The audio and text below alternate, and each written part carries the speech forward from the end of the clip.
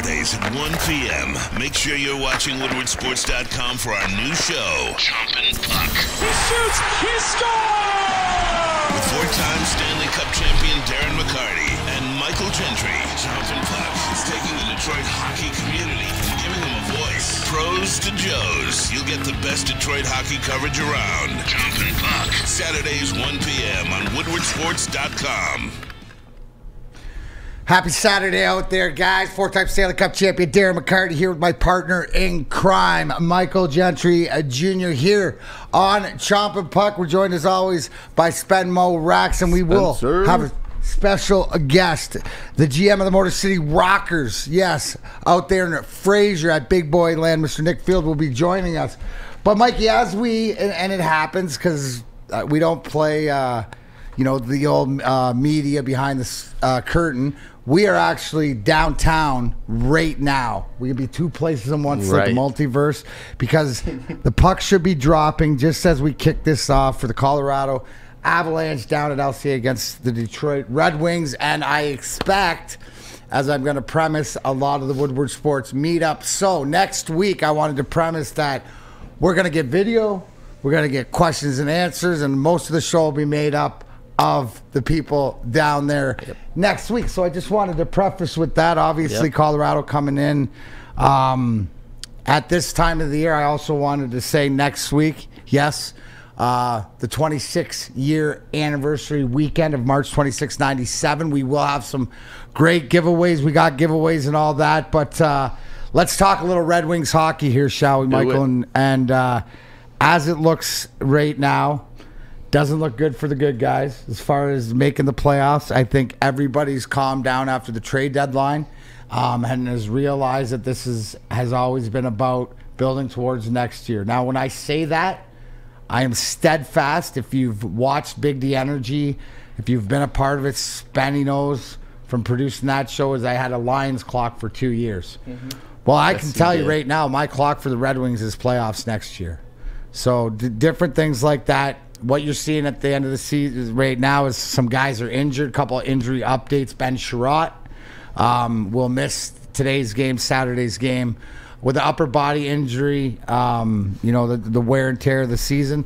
One of the things I wanted to touch base is Robbie Fabry has skated this week. Yep. That is a great sign. We didn't know any time with his knees because of the trouble he's had with multiple surgeries in the past. So that's obviously a good sign. But one of the things, and also I wanted to make a point. Congratulations, last year's first rounder, Marco Kasper, the 2022 Austrian Player of the Year. But one of the guys I wanted to talk about, and as we focus in on the end of the year, there's a name in the lineup, right, Mike, that some people might not be aware of, and that's a guy by the name of Alex Chiasson. Now, Alex Chiasson, a little bit about him, is a professional, has played in the league a long time. He was drafted back in 2009 by Montreal in the second round. He's played 637 games. Derek Lalonde's quoted as saying he's a pro. Guys appreciate him. What have you seen and what have you liked about what Alex Chiasson has brought to this Red Wing lineup? One thing for sure is he's brought a different look on the power play, being that right-handed shot in the middle. Obviously, you had Oscar Sundqvist, but Chiasson gives you a little bit different game, kind of more offensive, kind of a little bit more passive. But just a leadership, his general veteran presence has been something that's been eye-opening for a guy that's bounced around the NHL, been on waivers, been sent down to the AHL and whatnot. Just for him to come in and immediately take grasp of the opportunity in front of him is really eye-opening, and it's really good for him. Obviously, it's hard to tell if he has a future with the Red Wings because they have so many young, blossoming stars coming up, but he definitely has a future in the NHL, rather. Well, this is a point, right? And this is the one thing that I want everybody sort of maybe pay attention to, and I've mentioned this before because I'd be interested to see who are some of the younger guys that maybe get a sniff, as they say, in a couple games, because guys like Alex Chiasson, right?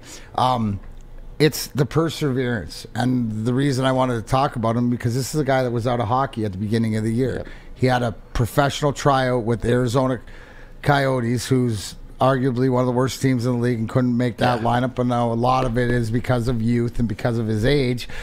But he's gone back to work, and he's put the work in and made his way up here. So he's playing for another contract, whether it's here or somewhere else. But the one thing when I talk culture is a guy that like Alex Chason can leave in the room is for younger guys on how it is to be done, how never to give up, how to persevere and stuff like this. Now the numbers, like you said, he's playing in the spot that Oscar Sundqvist played, and Oscar Sundqvist was more of a screen net front presence tip guy, where Alex Chason, as he's proven, he's a guy that can put the puck in the net and knows his way around. So congratulations to him.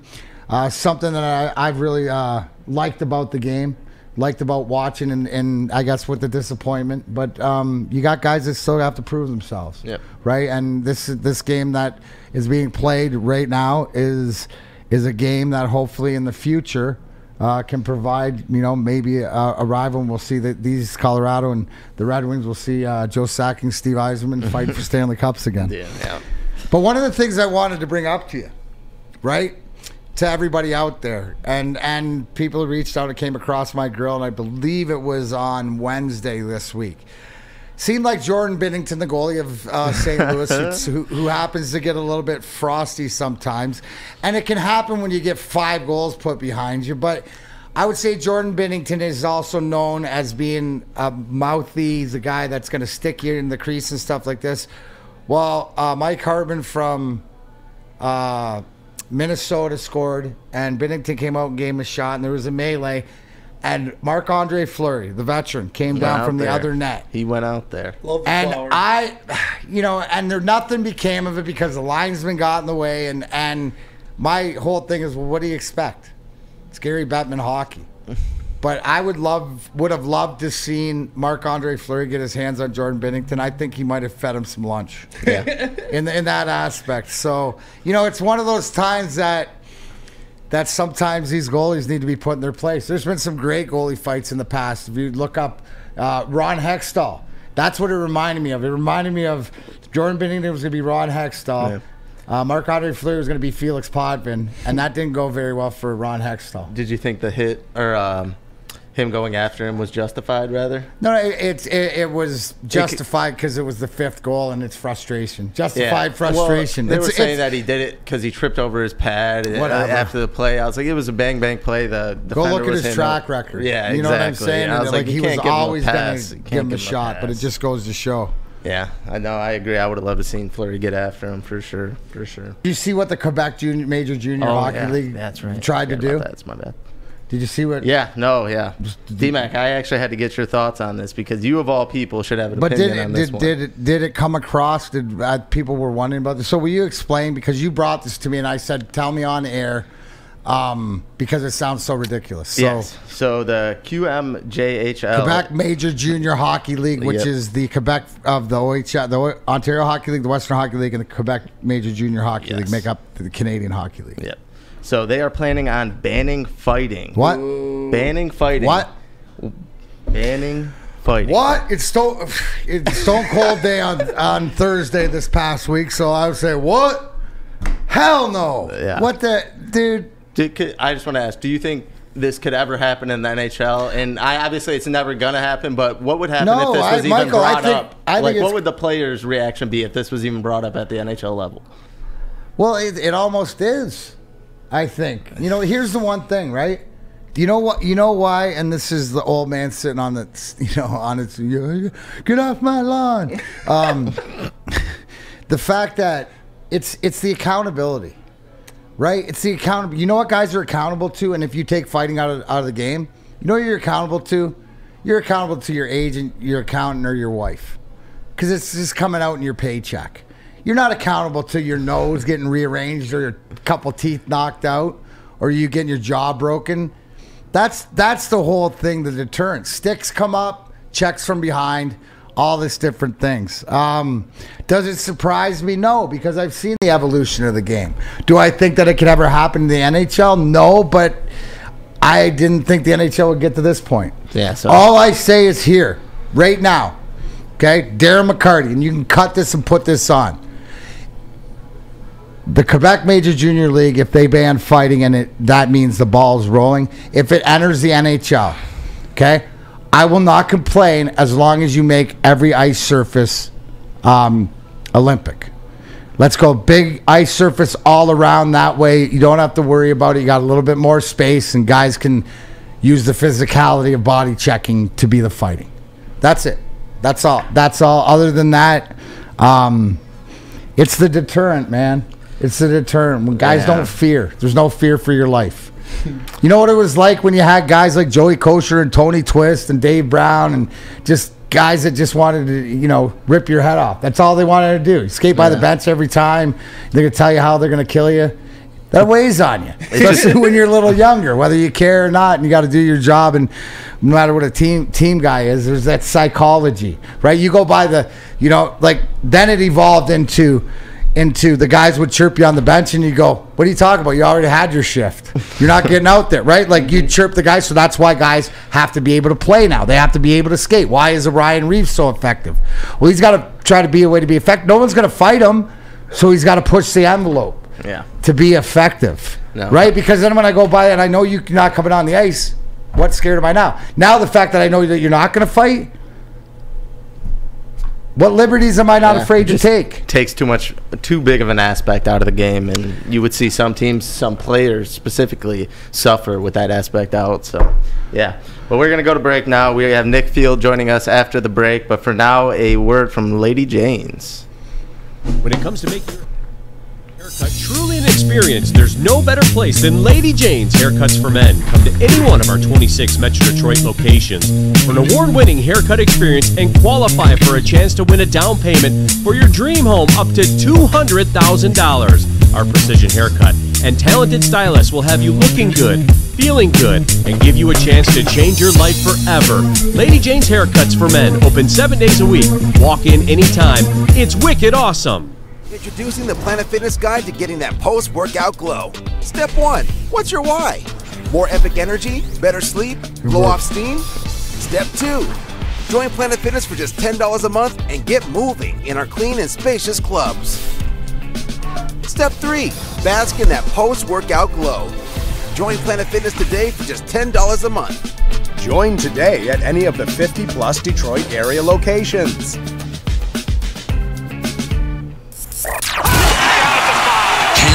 Woodward Sports content? Head over to woodwardsports.com right now for up-to-date sports articles and great entertainment news. We have the best writers, bloggers, and coverage all at your fingertips. Head to woodwardsports.com right now to experience all Woodward Sports has to offer.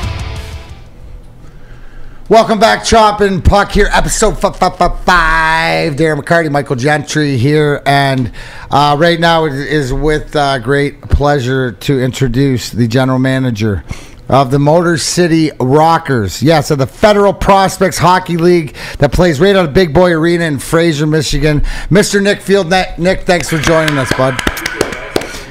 Before we get into your job, your role, what you're into now, give a little bit of the Chompin' Puck listeners a little bit of your background, where you're from, and I guess your hockey acumen growing up. Yeah, so I actually grew up over in the Jackson area. I grew up there playing hockey, just, youth travel hockey. That's kind of where I developed the passion of the game. And, eventually when I got to be about 14 or 15, I moved on, started playing AAA, and then eventually into junior, North American League, USHL. And then unfortunately I got a scholarship to play Division I college hockey at Ferris. And after that, played a little bit of pro on the coast, a handful of games. And once that ended, like most of us do, we were trying to find a way to stay in the game, and just the passion of it had me, wanting to stay in the game and be a part of the team. So I got involved in coaching and did that for about 10 or 15 years, and now I'm here. Well, that's funny because that's great, because I told you when we were talking before, you remind me a lot of the path of my son, Griffin McCarty, who's the head coach of the UCLA Bruins, because one of the things in our family, and I implore to everybody out there, is the fact that your love of the Red Wings or your love of hockey and my love of hockey, just because I won 4 cups, there's no greater. It's just different. And you found a way sort of to stay in the game. You also mentioned, too, and I told you I have one of my daughters is Ferris Bulldog graduate, and obviously the hockey program there. But you mentioned that your roommate. Yeah. I think that's interesting, because your roommate when you went to Ferris. Yeah. So coincidentally, we come in as freshmen, and as all colleges do, they pair you up with some incoming freshmen that are on the team to be roommates. And you know, I met this kid from Regina, Saskatchewan. You know, basically pre-internet, and you know, started with a phone call in the summertime. Hey, you know, nice to meet you. What are you gonna bring to the dorm? Chris Kunitz is his name. So, you know, anybody who doesn't know Chris Kunitz, won cups in Anaheim and Pittsburgh, and yeah. So you know, 4 years later, you got to build a great relationship with him and be best friends with him, and then you know, fortunately, got to experience his NHL career firsthand. And I always joke with him that I got 4 Stanley Cup parties out of it. So I feel like I won there. Cool. No, you absolutely did. And by the way, remember, 17 and a half beers fills the cup. You can't get the 17 and a half. You can't get the 18th in there. But which leads you, right? Where you mentioned your hockey career. When did your professional hockey career come to an end? What year? So I actually graduated in 03, and I thought I was going to be a mature, you know, young adult and, you know, get a real job. So I took a year off, started working, and then realized all my buddies were still playing. And I thought to myself, well, this kind of sucks, you know. So I want to give it a go and at least say I gave it a shot and tried to play pro. Coincidentally, that would have been the lockout year in 05. So there's a lot of trickle-down effect in the minors. And you know, I got a chance to start off in the Southern Pro League. Went there for a little while. And then I got a chance to play a handful of games in the coast in the ECHL, and you know, that was it. And you know, that's all I needed. I wanted to say that I gave it a shot and that I actually did it, and you know, some of the greatest times of my life, and I'm glad I experienced it. Well, that's like one of those things, right? Is that you know what ifs, right? And you went out there and you experienced and got it. So you know, so this leads us into like you said, the lockout and everything to the later parts of you know, 2006 and 7 and stuff, which, you know, sort of leads you to today. So how did you start coaching? Were you coaching back there? Did you get into coaching when you were done? Because obviously you have the hockey bug in you. And what do I mean by the hockey bug? It's the same thing that I say about like Chris Draper, Steve Yzerman, all the guys that love watching hockey, being around hockey, coaching hockey, talking hockey. You live it, you love it. Right, whereas opposed to, I got all the hardware and that's what I did, not who I am. I like doing so many other things too, but I think that's so great. So how did you eventually, because there had to be a pathway to lead you where you are today? Yeah, so basically, you know, I found myself working a 9 to 5, low on the totem pole, so you don't have much flexibility, but I want to get involved in the game. And a good friend of mine, Ian Smith, he was involved in high school hockey, and he's like, hey, you know, I can get you a job coaching high school. Well, most high schools, you know, they practice in the, you know, late afternoon. Well, not having job flexibility, I was like, well, that's not going to work simply because, you know, I can't get to practice in time. So, so long story short, eventually he's like, hey, there's a job open in Lake Orion. It might work out. They practice in the evenings. And lo and behold, I got my foot in the door there and kind of took that program over. And I was there for, like I said, I think it was 7 or 8 years, and had success, you know, running that program, which kind of led into what I'm doing now, because when you run a high school program, you're running everything. Okay, so like everything from, you know, the roster to scheduling to, you know, you name it, you're kind of running the whole program. So that was a good experience there. And then towards the end of that career, I had the opportunity to take over Oakland University's ACHA Division I team. And at that point, I just thought, you know, I'd like to work with maybe an older group a little bit and get another experience, you know, just another coaching and life experience. And so I did that for 2 years, and that led right into the COVID era. And it was a good time for me to transition out of that then. What was it that led you? Like, do you remember, was it one thing that about having the whole, you know, because being GM and being in charge of the whole program instead of just the coaching program?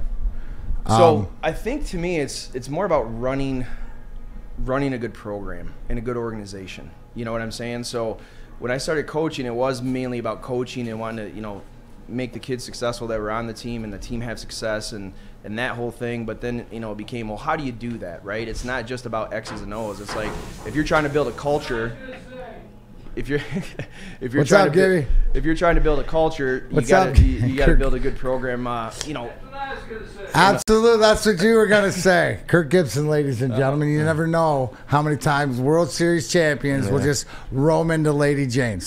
Sorry, Mr. Fields. That was a baseball guy. Yeah, big baseball guy. So anyhow, so what I was getting at was, you know, the one thing is coaching the team on the ice, but the other thing is, you know, whatever program you're running, it's not just the X's and O's. It's how do you get the players, and how the program and the organization is run is what's going to attract the players. And, so that's kind of where that came in. It's like, okay, how can we do everything the right way off the ice to attract the players that we can put on the ice to have a good product? Which leads us to the Motor City Rockers and how that came about, because obviously, you're not just a guy that's, off the street, this is the first gig or whatever. You've not only in the hockey circle, but at the high school level, where Orchard Lake St. Mary's is one of the top programs in this state, onto Oakland University and what they tried to do. And obviously, we were talking before with COVID, and that really messed it up. But to the fact that it's brought you here, what is it about the ownership group, the fact of the support that you get, that you think you can make the difference that you are and the things that you're talking about? Yeah, so it was an opportunity that, I had been looking into it for a number of years before it happening. And it was, something that I thought would be a good level to get something going at the pro level, to get involved with that, to be at that level in a role that I can be in, that I could work both on the ice and, running an organization. But without that, like you said, the ownership group, right? So I was able to find a handful of guys in the Metro Detroit local businessmen that had a passion for the game as well. And, they thought that it could work here. And, fortunately, they, bought in and have been fully supportive. And, obviously we're the key parts of getting this thing off the ground. Now, do you have a salary cap in the league? Yep. Is it like, give me some of the parameters that you have to go by putting this team together? Yeah, so we actually had an expansion draft at the end of last season there in the spring. Each team that was already in the league protected 15 guys, and then we were able to select guys out of the remaining pool from each team. There's 22 guys on the roster. Obviously, it's men, it's pro hockey. There is a cap that we have to abide by, a weekly cap. And then from there, it's basically the same thing as any other pro level. I mean, you're bringing guys in, you're signing them. If you got to release them or you make a trade, it's pro hockey, and it runs essentially the same way as every other pro league, just at a different business model level. So what are some of the biggest challenges facing? Because I'm sure your budget isn't as high, or is every team in the league have the same budget? So that's kind of one of the interesting things about minor league hockey. So, some markets and some teams are more successful on the business side of things. So they obviously have bigger operating budgets as far as, what they're doing as far as travel or meals or, whatever it is that they can do extra. By all means, they're more than welcome to do so. So that's all part of it, right? So essentially, what we're doing is we just got to make sure that, on our end of things, our biggest challenge is, okay, how do we grow this so we can get more fan support and more corporate partnerships, and that's the biggest challenge on the business side, is the fact that we actually didn't get the franchise till the end of April of last year. And, we had about 5 months to, I always say we started from scratch, anything from office furniture to pens to putting a team on the ice and everything that goes along with it. And, the one thing I wish we would have had more time is more time just to be able to market and promote and get things out there. But that being said, throughout this season, the more and more with the word's getting out, the more people are coming, the more interest we're getting. And, I'm on here for a reason. Obviously, you guys have heard about it, right? So, no, absolutely. And I think that's a huge point. And as we were talking about, anybody out there knows that I will, till the cows come home, talk about the ECFC and the Northern Guard and the aspect of the fan base and how everything does. To me, this is what represent, and it's infancy. We're still not even a year old, but you have something that maybe people can take pride in, stuff like this. Last hockey question before Mike gets on to the more important culture questions. Yeah. But you're the GM. What kind of team are you trying to put on the ice as far as system, I guess, to play? And I know that goes to your coach, but you're in charge of having some bruisers and that. And if I went to somebody here that was going to go to a Rockers game, what can they expect on the ice? We'll get to off the ice and the great things that you have going on, but on the ice, what kind of game can they expect? So the first thing that I will tell you is the product on the ice is a very good product. It's a high-paced game. It's a good speed game. Skill level's good. As you know, Darren, the players nowadays, no matter what age, they're so good. They're way better than we were growing up. And that trickles all the way down, right? So the guys that are playing in the lower minor league levels, their skill level is still very high, and the skating's there. But at the same time, it is minor league pro hockey, so you are going to get some rough stuff here and there. You get a couple fights a game. So there's no fighting's not banned in the Federal Prospects League? Nope, not in our league, no. Okay, thank goodness you got a shot at me coming out. Yeah, absolutely, absolutely. But yeah, I mean, the product's great. Everyone that comes is, whether, the funny part is, Darren, and you'll appreciate this. So anybody that comes to the game, whether they're a seasoned hockey person that really knows what they're looking for, or if it's just an average Joe that has come, that may be an acquaintance of mine that comes to check it out, they both say the same thing. They're like, this is a great experience, a great product, and they're like, this is awesome. You know what I mean? So it suits everybody. Okay, so the product's good, and we say that, and absolutely I agree. The kids are so, better, talented, skilled, playing all year round, which only trickles down effect to making the game better. But what about besides the game? Because there's so much more, I think, to it where people, I think, nowadays want to get behind it. And I think that you have the ability, because whether it's the fan base, whether you're building, obviously, Michael's got a couple questions here for you. But if you can see the desk, we got some tickets and some giveaways and the uniforms and stuff like that. But isn't really the product on the ice is just a small portion of what you guys are trying to do over there? Yeah, I mean, the reality is this. I mean, hockey is the product, but it's an entertainment experience, right? It's an additional opportunity for people to do something in the winter months when it's dark at 4 o'clock and cold outside.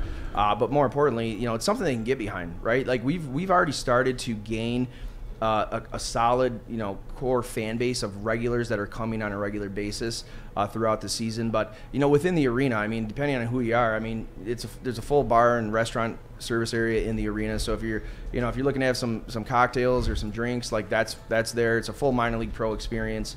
We also have like a kids zone, so there's face painters and kids balloons, and there's mini hockey and bag toss. So a lot of the parents, they love it because they've told me, they're like, hey, we love coming here because we can let our kids go play, and obviously they can stand and have a couple beers with their buddies, and it's almost like a cheap babysitter. You know what I mean? Absolutely. And that leads me to the next point. It's a cost effective. I mean, the tickets, are all under $20. Some are less than $10 depending on who it is. But it's, like I said, it's convenient, it's cost effective, and most importantly, it's a good entertainment experience. Yeah, no, that was kind of what I was going to ask. I was going to ask basically what was the expectations for what should fans expect coming in. But I just wanted to ask you a little bit. Your team captain, Dandy Vanderweel, did I pronounce that correctly? Yep, Vanderweel. I just want to talk about how is he really taken over that role as a captain? And obviously it is a small league. It's it's not normal to some captains taking over a locker room like that. How has he adjusted to taking over a captain role on a new team like you guys? So what we did is we just named captains about 3 weeks ago. Okay, so we spent the first part of the season, with our core group of players, and kind of letting that evolve. And then we got to the certain, like I said, about 3 weeks ago, where we felt comfortable naming a leadership group in our room. Yeah. Okay, and Vandy is he's a natural leader. He holds me accountable for things. But he also holds the team accountable, and we have a good working relationship as far as that goes. But he has good experience. He played in the OHL for 4 years, 4 or 5 years actually, and he played a year pro last year. But our leadership group in general, and more importantly, our team in general is a good group of guys. Like we wanted to have, when we were putting the team together, we wanted to make sure that we had a good locker room and a good culture first. Obviously we're looking for guys that are, good skill level and that sort of thing. But like we really wanted to make sure that the room was in good hands, especially being a new team, because we didn't have anybody coming back from last year. We wanted to make sure we had good leadership and good quality guys in the room. But overall, I mean, we've done a good job with that. Our team is having a very successful year, and we're looking good. Yeah. No, I think you got to be proud. Obviously, third in the Continental Division, and anybody that doesn't know, I'm assuming in a 10-team league, there's 5 teams in each league. And I think the one thing that we were talking about before, one of the teams in the league is Binghamton. Binghamton used to be the Rangers farm team. I played there about 30 years ago. Right? I asked you about the bingo barn, and it's still there, and that's an old school barn. But I think that the one thing is that with the way hockey is and the younger crops and stuff where there's something to play, that this has, you see this, that has some teeth to it. Having some teeth to it is the support. And you mentioned something that I was so happy with, and you guys are named the Rockers But you mentioned, as we were talking about earlier, the DCFC and the Northern Guard, that you guys got your own sort of version that started out with about 5 and now it's to about 30. So you have your own rockers in the stand. Guys, like, talk a little bit about that, because to me, that's what it's all about. And you encourage that. Yeah, 100%. And like you mentioned, like, we're in our infancy, and we're trying to build a culture of a fan base like the Northern Guard, right? So, we want, like, to answer your question. So there used to be about 4 or 5 people that started coming that kind of had that, kind of punk rock culture vibe behind them. And next thing you know, there's 10 of them. Next thing you know, they're back again. There's 15. Now, the next thing you know, there's, they got a half of a section full. But that's what we want. If we could fill up the whole end zone with that type of rowdy crowd and just get crazy, like, it's a hockey game, right? I mean, we're not going to an opera, so let's blow the barn off the. But you mentioned something too, is that you look over in Europe, right? Or you looking at, like, that's the atmosphere that you have down in Hamtramck with DCFC, but that those European soccer games, what the way that the crowds can get involved, and it's all for it. Well, you're called the Motor City Rockers. Why wouldn't that happen? I'm with you, and I mean, if we can get people to come out and just enjoy it and have a good time together and build a fan group culture, similar to what they have down at DCFC, that's what we would want. Nothing more than that, Darren, to have a huge rowdy fan section where it's just crazy and opposing teams just dread them. That's what we're looking for. So I am holding here tickets, Michael Gentry. We have tickets giveaway April 1st, the Autism Awareness. Good friend of mine, friend of the show, of us all, Freddie the Pizza Man's Foundation. Freddie the Pizza Man, you haven't been to his pizza in Ferndale. It's the best. Phenomenal. It's the best.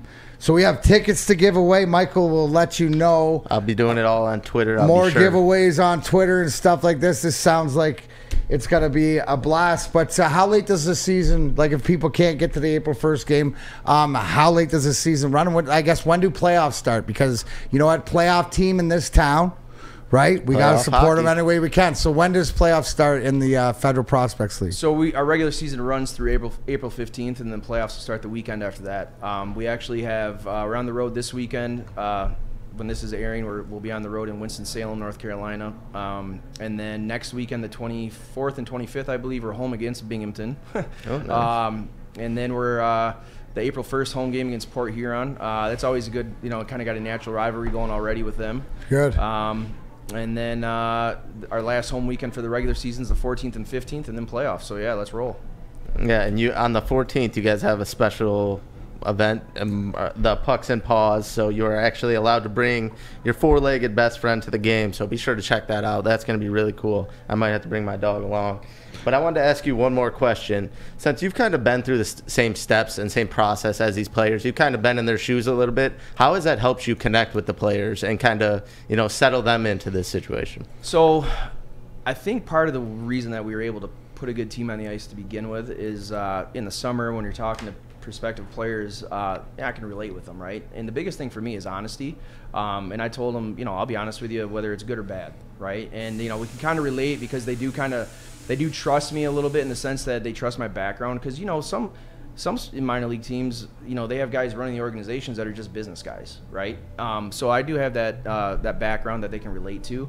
And I think it does wonders for myself and my coach to help work together as far as evaluation goes and finding the right guys. So I think it's a huge key. Yeah, no, that's awesome. That's awesome. Where can people, the website, social media, if they have any questions? Because I think, this is something, that we can really get behind. Something that I think that's family friendly and on the cheaper to go to a game that you can get invested in to younger guys, right? Because that's one thing. Am I right? Wasn't Ian White, former Red Wing, playing with you guys at the beginning of the season? I think he was playing with you guys and he skated with the alumni too and stuff like this. Yep. But he moved up, right? He moved on and stuff like this. So you're looking at this league as a development league. I think that the fact that it's called the Federal Prospects Hockey League instead of the Federal Hockey League, just the analogy changes that, and right. I implore everybody out there to check out where can they find you guys. Yeah, so our website is rockershockey.com. Obviously, all ticketing information can be found on there,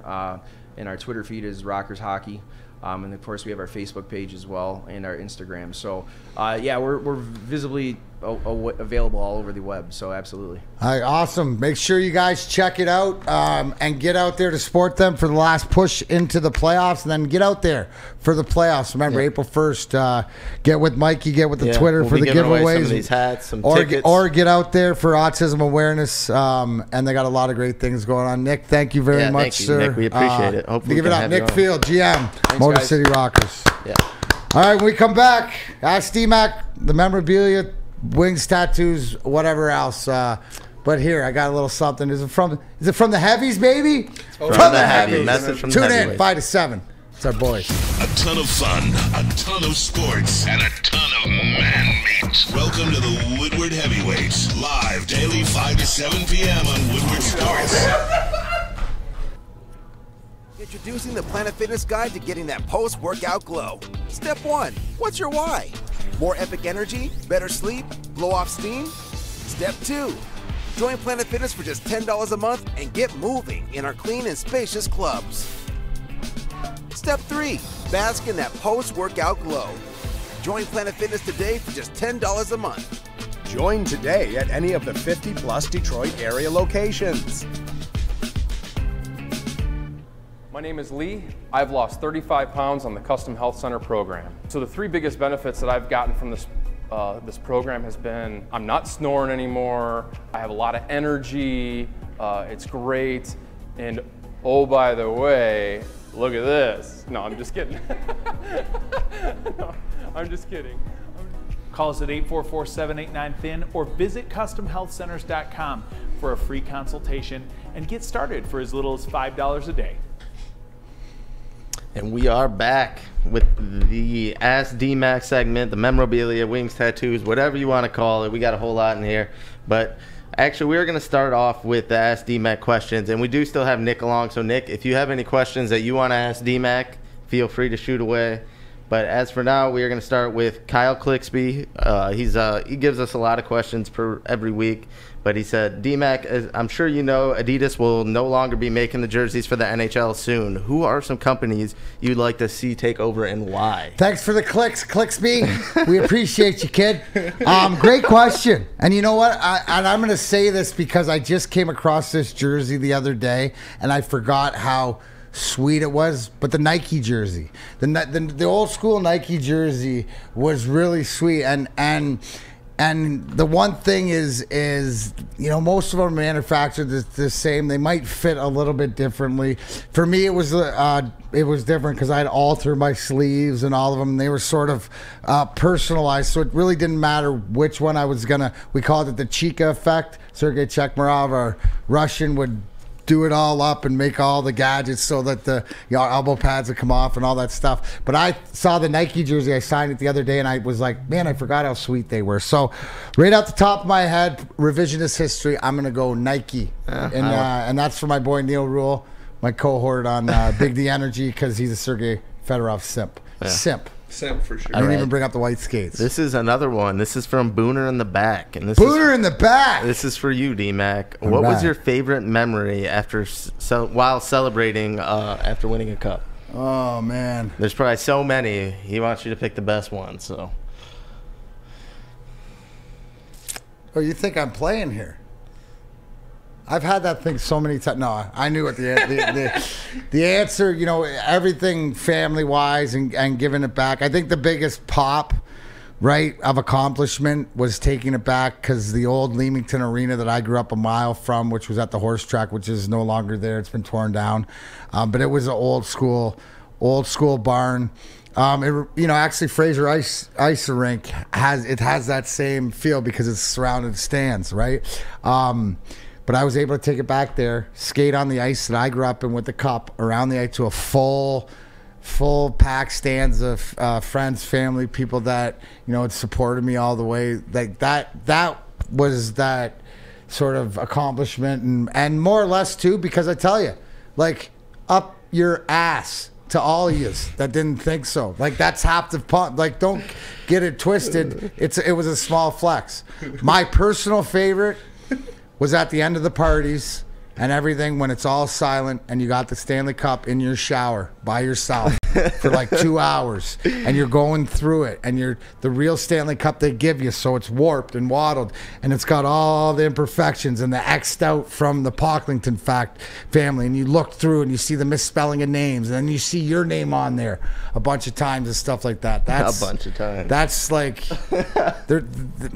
that's the time. I always remember the first, the shower that I took at my old house at Simsbury, was for, like, I'll always remember that, and just to be able to look at it. And I ask you, Nick, because you party with Stanley. You and Stanley are friendly. You're boys, Yeah. right? But it doesn't have that. It doesn't matter where it is, but it has that impact. But when you're looking at it and really realizing, like, this is the real deal, like, this is the one they send out. Well, the funny thing is, like, the first time you're around it, you're like, oh, this is awesome, and like everyone, but it's like you said, like at the end of the night when it's only like you and a few of your buddies that are left, and you're just, I vividly remember one night, we did the first year he brought it up to Ferris for half the day, then we flew it to Regina, and then we spent the second half of the day in Regina, and at the end of the night, after a full day's worth of sharing the cup, it's us in a hotel suite, and it's like we were in college again, and we're like wrestling around in the suite, and the cup's sitting on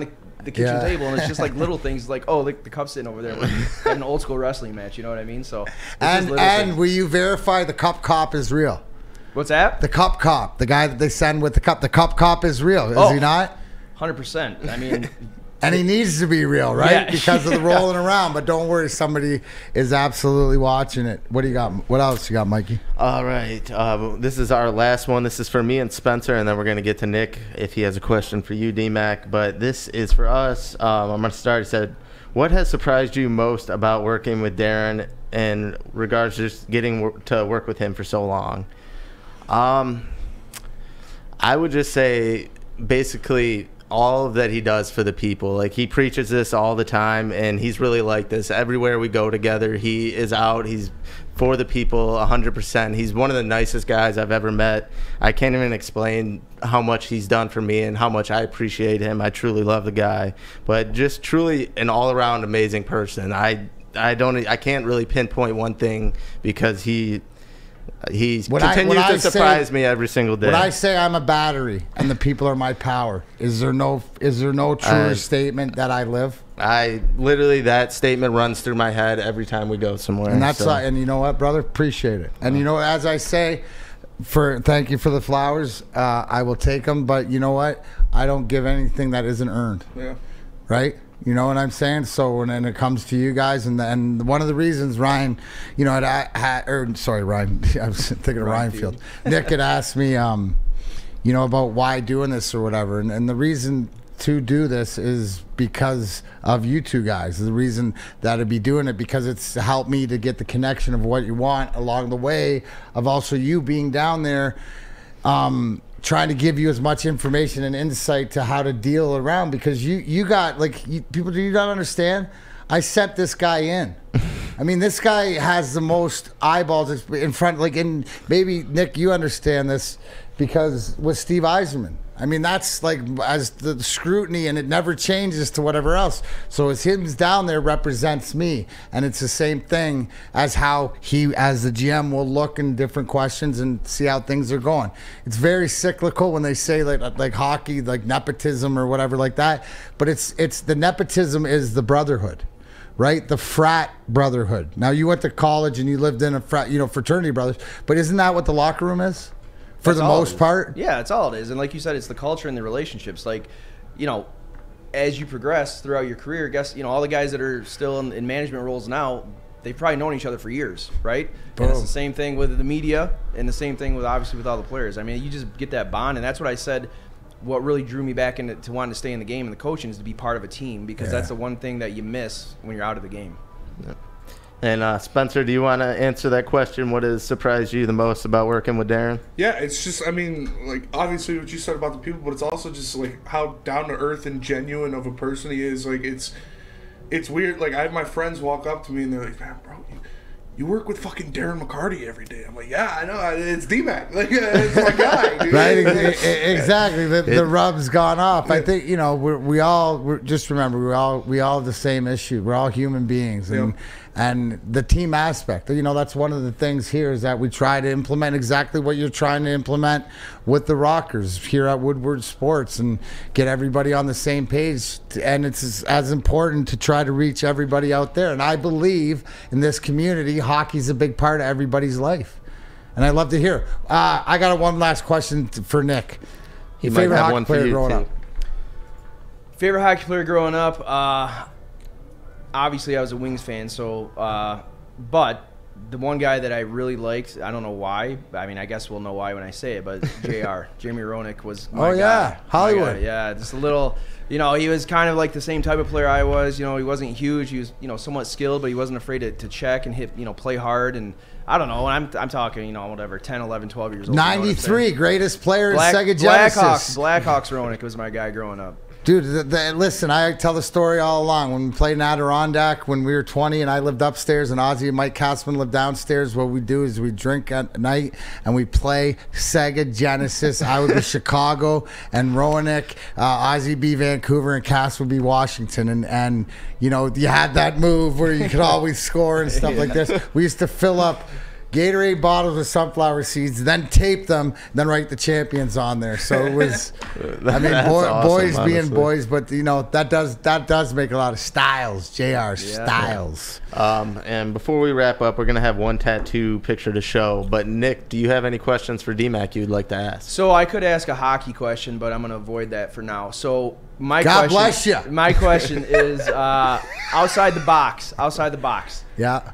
What was the experience like actually going through and writing a book? Like, what's the process and how is that? Awesome. Okay. It was so therapeutic for me, even more so because I wrote it 10 years ago. Yeah. And going back and reading through it, so the most important part is that I would have never wrote it without my ghostwriter, Kevin Allen. Now, why is that? Because Kevin Allen and I could be probably the most opposite human beings, right? Not compassion-wise or anything, but just if you look at us, if you see, now Kevin Allen was the USA Today hockey writer for years and years and years, but it was our rapport and our relationship that you mentioned, honesty, and you mentioned the things that you build.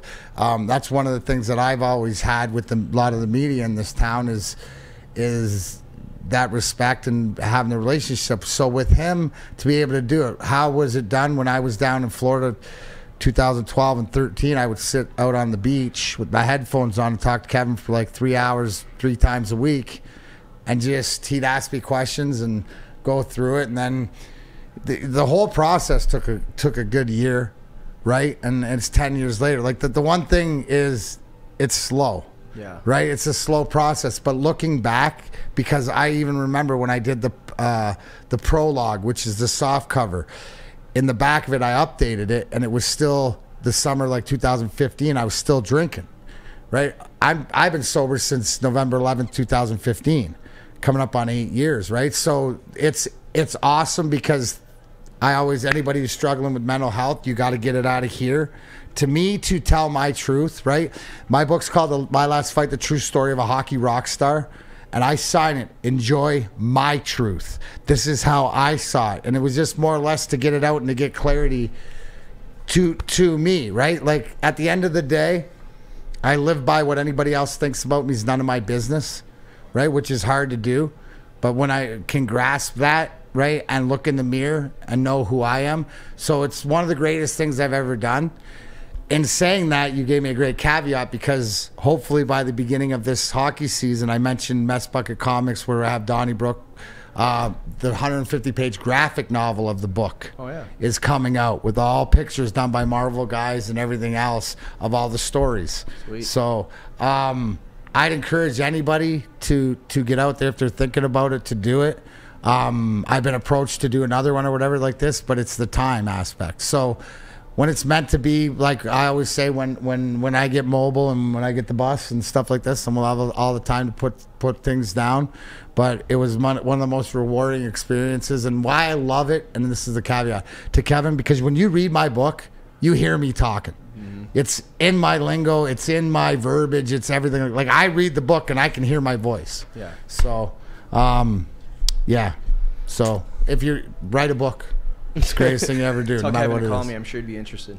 No, absolutely. Everybody's perspective. Yeah. Absolutely. All right. Do you have any more, or is that it? You got any more questions? Did you want a hockey question? I don't know how to fix your. I don't really have hockey answers. You don't know anything about hockey, huh? Get the tough guy that can skate. Yeah. Yeah. All righty. Well, that's going to do it for today's episode. Do we have a picture? Oh, yeah. You We have a can't. picture. Do we have any memorabilia or any no tattoo memorabilia, pictures? but we do have a picture from the away fan, and it's got. That's a tattoo. Yeah, it looks kind of crazy. Damn. That's legit. It is. That's fresh, right off the. That's what I was about to say. It does look brand new. Shout out to the away fan. That's commitment right there. Yeah, that's big. Yeah. That's big. Who's he look like from behind? Eli Manning?